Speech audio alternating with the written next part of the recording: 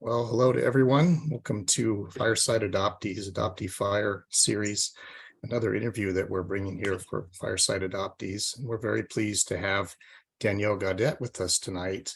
She's a member of Fireside and a respected member of the adoptee community. She's a regional director in Washington State of the Body and Brain Yoga Center. Her passion is helping people awaken their bodies and minds to meet their true nature. Her practices specialize in emotional management, brain management, alignment of mind, body, heart, and soul. And she strives to make people feel safe, encouraged, and empowered to go within themselves to face their pain and hardships. Danielle's actually been writing poetry and short stories since she was 6 years old, and we're going to talk with her about her passion for writing in a little bit here. And she published her memoir, Healing Tree, earlier this year, and has recently finished recording an audio version of the book. And she does have a website, daniellegaudette.com, in which you will find also the Healing Tree blog on there. Danielle, we're really glad to have you tonight, and I just wanted to welcome you to Fireside, and very happy to be able to have this interaction with you. Thank you. I'm happy to be here. Thanks so much. Yeah, I just want to say I'm coming off of COVID, so if there's some coughs and sniffles, I'm going to do my best over here. Totally understand, and we certainly hope you're feeling better soon, because I know that was a disappointing thing to have happen right near the holiday for you. So we're all our best to you that you'll be feeling better and feeling 100% soon.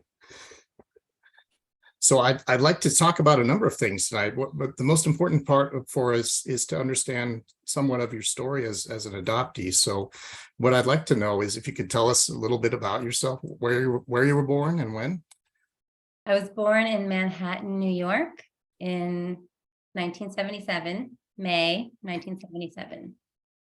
Yeah, I was born there, but I was not raised there. So I was adopted through actually Massachusetts courts. My adopted parents came down from Watertown, Massachusetts to adopt me. And so I was 10 days old when I was adopted, and I was taken to Massachusetts and raised there for my whole life until I went to college. Would you like to share even just a little bit about any of the circumstances that you know about your relinquishment? Is that okay to ask about? Yeah, sure. So my birth mother, I think this is what you mean. My birth mother was an actress, was an actress. She basically had she had kind of quit college early and was like working really hard to start her career in Manhattan. And she had just landed like a couple of really great breakthrough jobs. So her career was right about to start. And so that's why she decided to and then she got pregnant. Like right after that happened, she got pregnant. And so that's why she decided to give me up for adoption, because it was too difficult for her at that time. And then she had asked her mother to help her, but her younger sister had recently died, actually, of a brain tumor. So the mother was like not in a good space at all. So she felt like that's the only thing that she could do. So she went to the Catholic Charity Bureau of Manhattan, and she never, as far as I know, she didn't hold me. She never saw me after she gave birth to me. But she regretted it right afterwards. So she started looking for me again shortly after, although that took a long time to come to any manifestation of a meeting. And so what age do you remember being when you found out you were adopted? I feel like I always knew. Maybe I was like 3. I just feel like it was raised knowing. Like as I was learning about any just words or understanding anything at all, I was being told that information, and I was being told it in a very positive way. You know, that I was their adopted angel, and I was so precious and special because of that. So there was never anything negative about it. My parents were really open and super, super loving and supportive. It's wonderful. Did you have any friends who were adopted growing up, or anyone else you knew who was adopted? I didn't have any friends who were adopted, but my younger sister, Renee, she was adopted as well. She was adopted. We adopted her 4 years later. So she's like the only adoptee I knew until I met many of you. Yeah. Yeah. I find that that's common, that a lot of people, maybe they did like me, grow up with other adoptees, but either never discussed it or were only very dimly aware of it, that some of the other people in their lives were adopted. And so I feel like it's really common for us to go for years and years without ever talking about this with anybody, even when there may have been a couple of people around us that could have been at our disposal and we just weren't even aware of it. Yeah. So would you say you had a fairly normal childhood then, and received a lot of support from your adoptive parents? It was a mixed bag, a fairly normal. I don't know if I'd use those words, but my parents were so loving. So I think I had a very fortunate childhood. I mean, they're very, now at this moment of my life, after working with so many people and so many people's lives and stories, I can just know that my parents are very unusual, genuine, good to the bone people. But the kind of hardship of my childhood was that my mother, my adoptive mother, she suffered with mental illness, like an acute anxiety and depression. So that was, that definitely affected me and the family.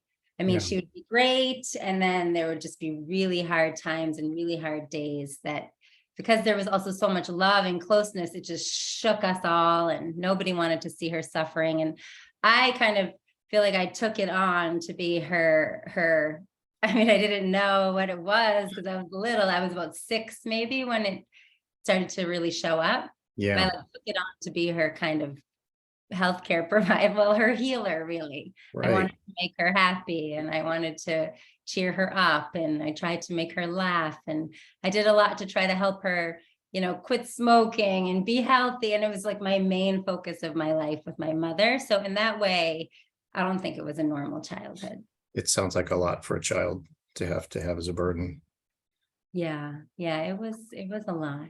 Mm-hmm. Do you feel like the care that you had to show for her in some way manifested later on in the path you took as a healer yourself? Yeah. Yeah. I talk about that in the book, in Healing Tree. That was like an awakening that came much later in my life. So I suddenly realized that as hard as it was, I was really cultivating a part of my heart that just really wanted healing. It started with my mother, and it was such a desperate wish, but it really grew and expanded then as I got older to kind of all people and then humanity and the earth. So, and then I moved into that kind of work and I realized at some moment, that was the beginning. And I wouldn't be here at this moment where I am doing what fulfills me so much if I hadn't had that. And it's not that I wish that upon her again, ever, or anybody. It just happened to be that way. It just something shifted in my brain from having a lot of sadness and heaviness and despair about what I experienced with my mother in my childhood. And then it kind of shifted into just profound gratitude for her and for the blessing of it all, the unexpected blessing of it all. So it kind of shaped or forged a lot of what happened in your life subsequent to that and the path that you took. Yeah. And right. I imagine it does feel hard to want for that to have happened. Obviously, it's not something you would desire, but you've been able to craft something out of that as part of your identity as a person who heals that has been meaningful for you. Would you say that's true? Yeah, that's definitely true. Yeah, I would never, ever wish that on her, ever, but I can see how it shaped me. This brings me to the whole topic of healing, which is such an important part of your story for me and the interactions that you and I have had, which have been wonderful and supportive to me. And I'll just tell everybody, you're an amazing storyteller, and you have such grace about you and so much light in terms of the way you interact with people is very supportive and positive. And I know I'm not the only one who thinks that, because I've talked to other people who have spoken with you and they leave with the same perception of you. And I wanted to talk about about healing in a couple senses here. Is obviously as a person whose profession is someone who's involved in healing, there's a sense where you might have like a professional understanding of what healing is. And then there's the fact that you're a person yourself who has gone through trauma, who also needs healing. And so you may have a very personal definition or understanding of healing that hopefully is fairly closely aligned with how you approach it in your profession. So would you be able to describe what healing means for you? Yeah, sure. I feel like healing is just coming back to myself, away from, usually like I'm focused outward. I could say we, but I'll just say me. When I struggle, it's because I'm, obsessing about my mother or about this relationship or that one, or what that person did or didn't do, or the world or the work I have to do, or why they say it. Like, it's always out there.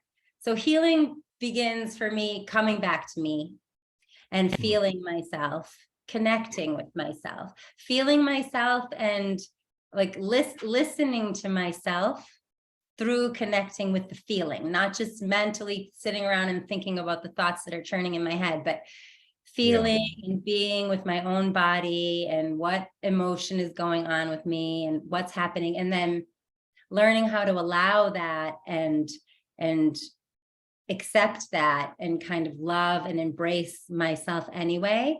And when I can fully allow that and sort of surrender to the moment, I feel that something amazing happens, something opens, it feels like clouds opening, and then the sun is there, which is my essence, my light. So that's been the main healing for me, was reconnecting to that light, and then practicing, as I just shared with you, how to keep coming back and finding it again, and keep realizing whatever habit or pattern or past trauma or emotional struggle I had like fallen into a hole of, and coming back and remembering who I am, even just the life that breathes inside me, that essence, that light, that's healing. And then on repeat, right? So not just like one time, but all the time. Because it's interesting, you mentioned about like can be my professional perspective and then my personal. And honestly, in my professional life, so I, as an adoptee, and one of the things I struggled with so much was confidence. At some moment at the beginning of my professional life, beginning, middle, I kind of realized like, I can't do this. I can only just do this for myself. I can only just work on myself every single moment and do these practices on myself again and again. And whatever I realize through that, that's what I can share with the students. Yeah. Whatever I feel when I do that exercise, that's what I can share with the students. Whatever I learned about myself when I practiced these principles and tools, that's what I can share with them. I have nothing else to teach them. I have nothing to share. Healing is something people have to do for themselves. So I realized I kind of integrated at that moment, like what I teach and what I do is the same. Yeah. That's actually a word I was thinking of, the holistic and integrated. And it sounds like you would say you have to have led with it, having experienced a degree of it yourself in your own life before you could help someone else go through that. Yeah, completely. I used all the tools and the practices. And that's the reason why I started the work, because I was using them on my own trauma and my like severe mental duress that I was going through.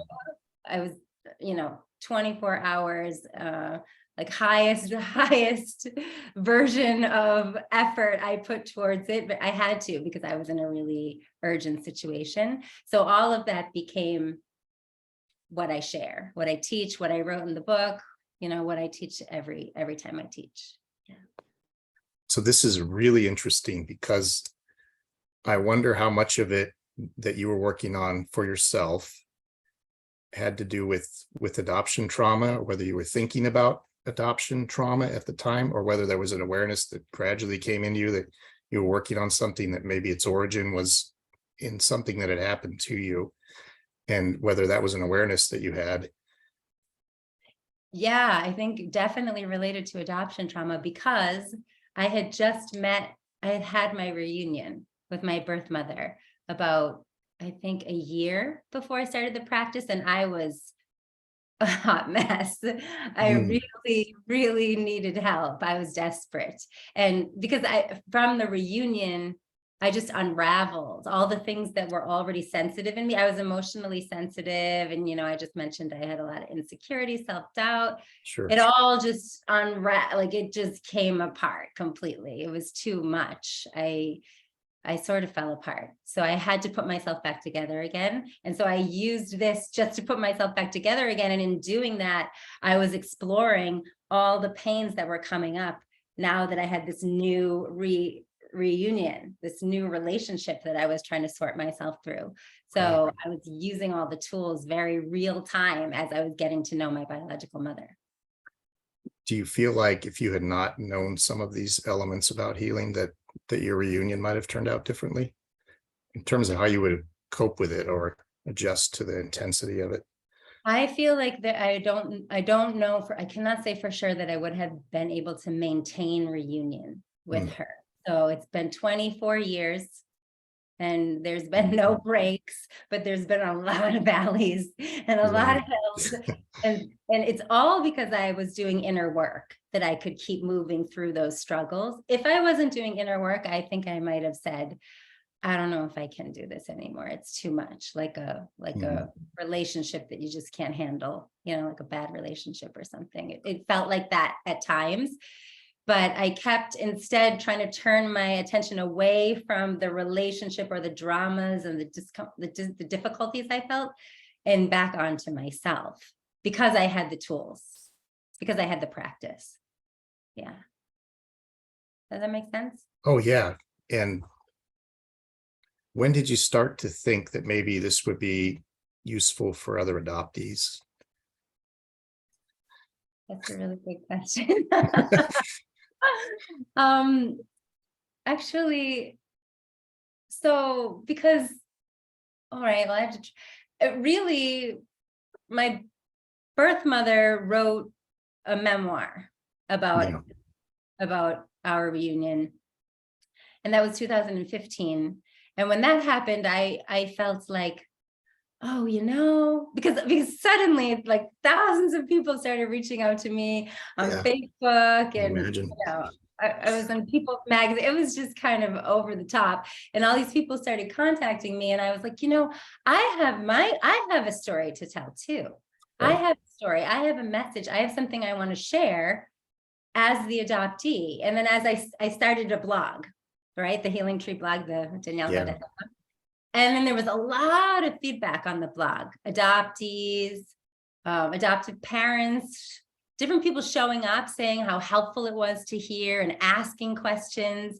Hmm. And you should write a book. And it started from there. There was actually a lot of interest. And I felt already, because I'd been a writer, I'd wanted to be a writer since I was very small. Yeah. I felt in my heart like, yeah, there's a book in here. And maybe this book could help more adoptees like me. I mean, if it could help someone else going through what I'm going through, I should write this book. So that was like, I was chewing on that for a long time until I started the process. That's a great answer. And it will tie into when we talk about writing, because I do want to focus on that with you as well in a little bit.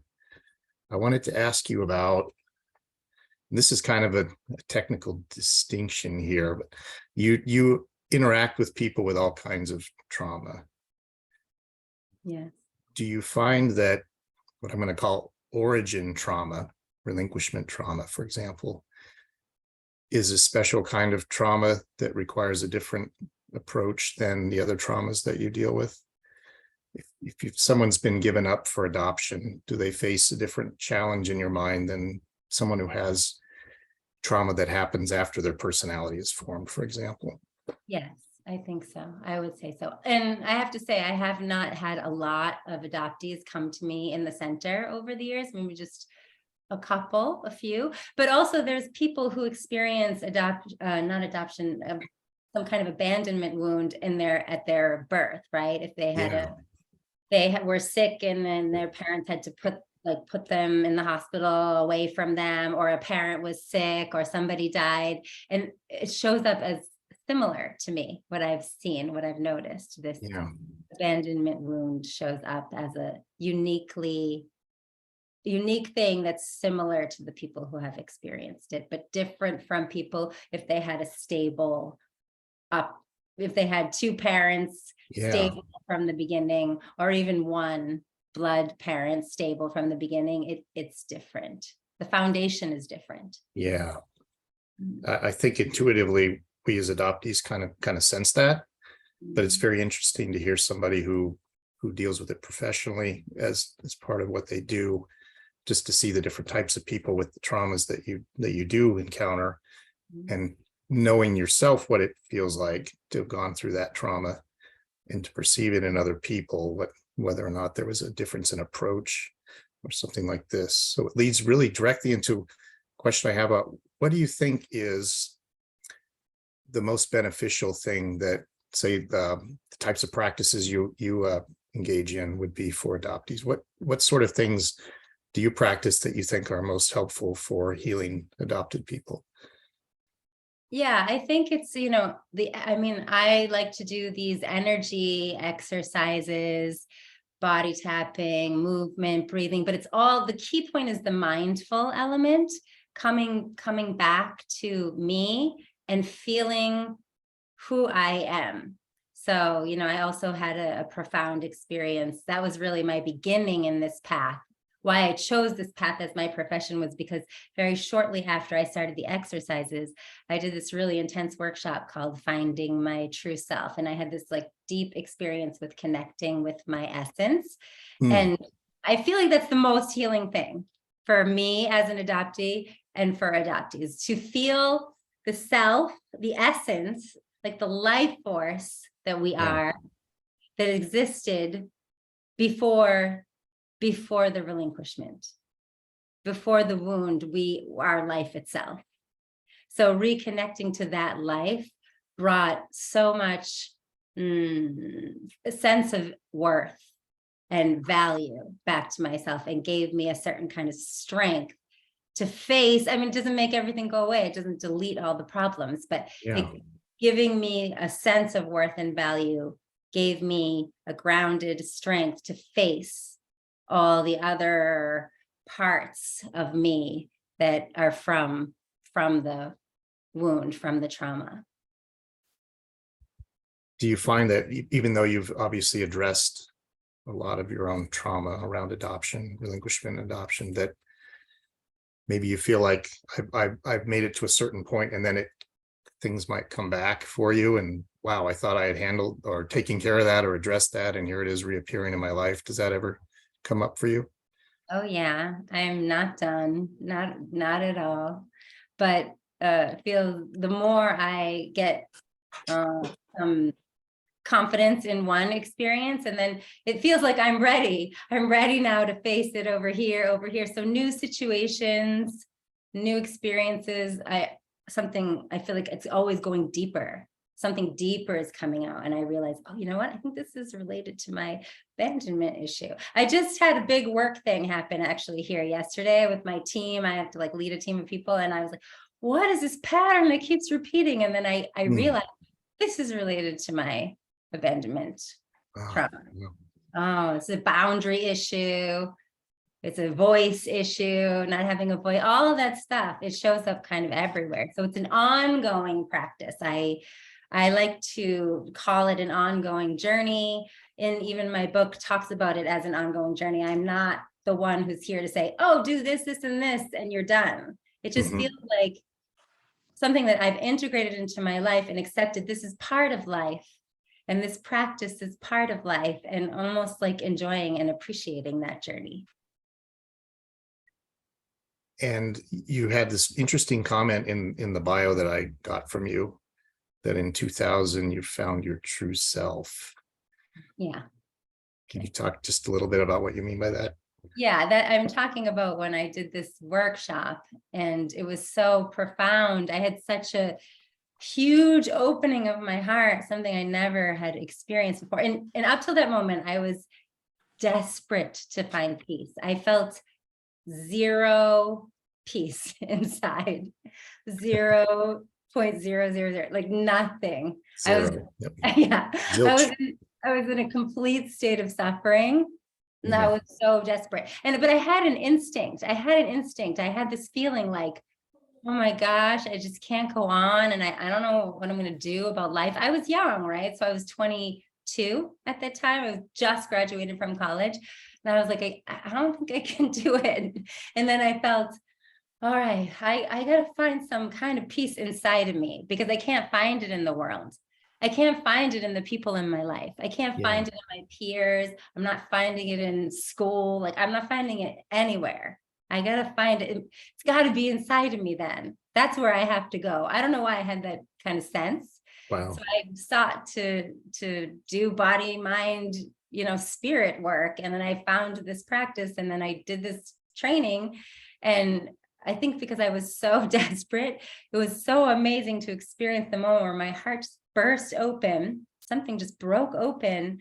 And then there was just this immense, massive, almost infinite feeling amount of love and light inside of me. It was just all there. It had always been there. I didn't realize it was there. I just hadn't felt it because I was deep in my own suffering. And it was just like, it was huge, like a huge river coursing through my heart. And it was, I think I can confidently say I experienced some sort of bliss at that moment. I did not stay at that state of consciousness. No. But I felt it, and I never forgot it. And then I feel like I needed to dedicate to keep growing that place, to keep coming back there, to keep finding it, nurturing it, growing that light. It felt like that was the most true thing for me, the most hopeful thing I'd ever felt. And it was like, it seemed like the most important thing. Like, I need to live my life with this, because without this, everything just seems so dark. I mean, everything was kind of grim for me. I'm a pretty extreme. I say I had pretty extreme amount of misery, and then I had a pretty extreme determination to break through it, and then I had a pretty extreme breakthrough. And I've been sort of working with that ever since. Wow. And I mentioned that in my bio because before that, I focused a lot on becoming a writer someday. That's what I wanted. That's When I was little, I want to be a writer when I grew up. Yeah. From that moment, I just wanted to know my soul. I wanted to know this mystery. I wanted to understand, feel it. I wanted to be alive. I wanted to share it with others. I was like, I wanted my mother to know it. I wanted everybody to know it, like that. I felt so healing. And then, of course, you can't just go around like telling everybody they should do that. So it was a long journey of me just doing the work and following my intuition and my sense, and then writing looped back around later when I was ready. Yeah. So it became the North Star for you. Huh? It was just a guiding, something you'd had a foretaste of, and then obviously fastened very securely in your mind and stayed as a point of reference for you to keep trying to redirect yourself to. Yeah. And still, if I fall down, if things get dark, well, I have to wait and then remember that place, and then everything becomes clear again, what to do. So let's talk a little bit about writing. You said it was something you knew very early on that you had a love for, even like at 6 years old. When did you decide to write about being an adoptee, and how did you decide to integrate that with the healing message?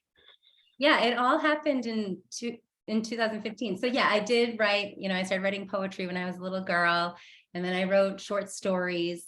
I wrote short stories and more poetry in college. And then I stopped after finding my true self because I became consumed by my sort of inner journey. And I didn't like have anything to say. Suddenly writing wasn't coming naturally. I just sort of put it to the side. But 2015, after my birth mother's memoir, and then I felt, actually, I have a lot to share. I've been on this amazing journey. Yeah. And, I, as the one who was given up for adoption, like I've been on a whole journey of healing here. And I think it's time for me to share about it. So I remember I just opened up the blog and I just started writing. And a lot of the initial chapters of Healing Tree come from that, because that's what I did when I wrote Healing Tree. Finally, I just took the whole blog and like copied and pasted it into a Word document and started from there. Do you find that now that it's out, and I think it's been out since around April, right? Published May? Okay.